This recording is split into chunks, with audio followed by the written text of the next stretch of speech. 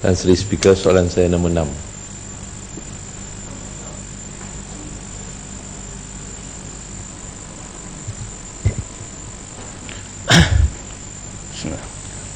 Tan Sri Yang Dipertua, Yang Berhormat, Mara berterima kasih dan amat menghargai keprihatinan Yang Berhormat kepada perkembangan sektor pendidikan Mara.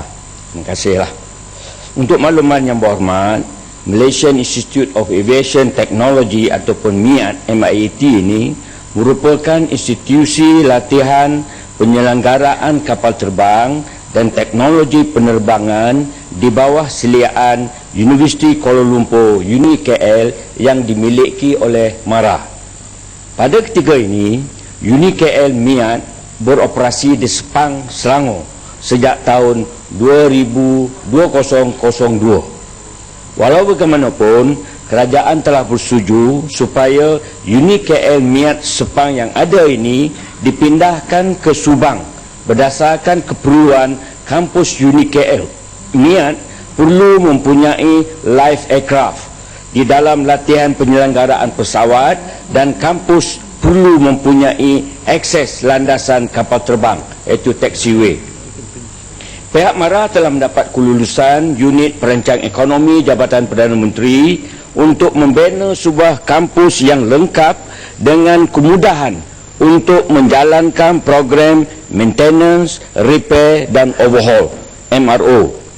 Kos keseluruhan projek UniKL MIAT Subang adalah sebanyak RM179,779,000 dan RM310. That's the number, 179. Kos ini sebenarnya melibatkan pembinaan 2 hangar, 1 blok bangunan akademik, bangunan bengkel, taxiway dan perolehan peralatan. Kontraktor yang telah dipilih untuk membina projek ini adalah Nadi Cergas Sendirian Berhad. Untuk makluman Yang Berhormat, Kementerian Kemajuan Luar Bandar dan Wilayah telah menjalankan Value Management Lab sebagaimana soalan Yang Berhormat tadi pada bulan Januari dan April 2011 yang melibatkan pihak Jabatan Kerja Raya, Jabatan Ketua Pengarah Tanah dan Galian Selangor, TNB, MARA dan dikendalikan oleh pihak EPU Jabatan Perdana Menteri. Hasil dari makmal tersebut, kos yang dipersetujui untuk projek UniKL MIAT Subang adalah RM179 juta, iaitu penjimatan sebanyak 10.5% dari kos asal, iaitu RM200 juta.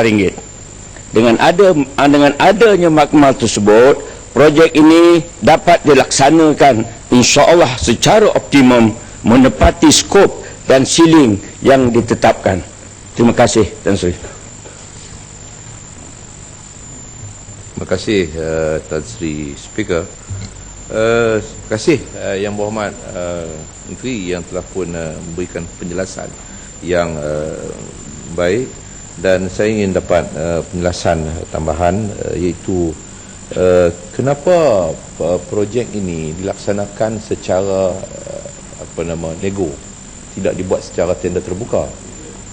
Walaupun dikatakan tadi ada penjimatan selepas daripada Value Management Lab yang dilakukan oleh pihak kerajaan, oleh pihak kementerian, tetapi saya percaya bahawa kalau dia dibuat secara tender yang terbuka, kita akan mendapat harga yang lebih baik dan dapat memberikan penjimatan dan menyelamatkan wang kerajaan dan juga wang negara. Saya menyebut perkara ini kerana sudah tentu bahawa projek ini bukan projek keselamatan, sehingga menghalang kita untuk mengadakan projek secara tender terbuka. Paling tidak pun saya katakan, kalau tidak tender terbuka pun sekurang-kurangnya tender terhad, untuk membuka ruang kepada persaingan di kalangan kontraktor untuk memberikan sesuatu keputusan yang lebih baik kepada penggunaan wang kerajaan dan juga wang negara. Jadi sebab itu saya minta penjelasan kenapa kalau ini tidak dilakukan, dalam keadaan saya mempersoalkan juga Nadi Cergas ini, saya dipahamkan tidak ada pengalaman untuk buat hangar. Jadi sebab itu saya katakan bahawa kalau dibuat secara tender terbuka, maka dia sudah tentu akan mendapat kontraktor yang betul-betul mempunyai pengalaman dan sebagainya. Walaupun Nadi Cergas Pai ini dia akan sublah kepada orang yang ada pengalaman, tetapi seharusnya kita berikan kepada kontraktor yang betul-betul mempunyai pengalaman dalam melakukan kerja yang sepatutnya. Terima kasih.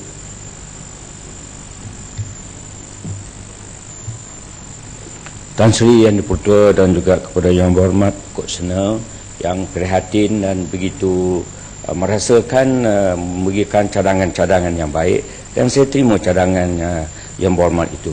Cuma apa yang saya nak sentuh sedikit sini ialah kementerian ataupun MARA secara khusus, kita telah melalui bermacam-macam pengalaman. Kita ada buat direct nego, kita ada buat tender terbuka, kita buat tender terhad, macam-macam kita buat. Jadi macam-macam lah, adalah pro and con dia. Kalau buat yang ni kan, ini untung, ini rugi dan sebagainya. Kita berdasarkan pengalaman-pengalaman yang banyak oleh MARA ini, yang projek yang ini kita serahkan kepada secara direct negotiation, secara rundingan. Sebab kita berpendapat berdasarkan pengalaman yang lalu lah. Yang dulu pun ada juga yang kita buat tender terbuka, kadang-kadang projek ni juga gagal. Yang ada juga kita buat secara terhad, ada juga yang gagal, tapi ada juga yang berjaya. Tapi diambil semuanya kira itu, kita berpendapat untuk tujuan projek ini kita buat direct negotiation. Sebab pada saya muafakat itu berkat. Itu dia, elok kita runding, elok dan sebagainya.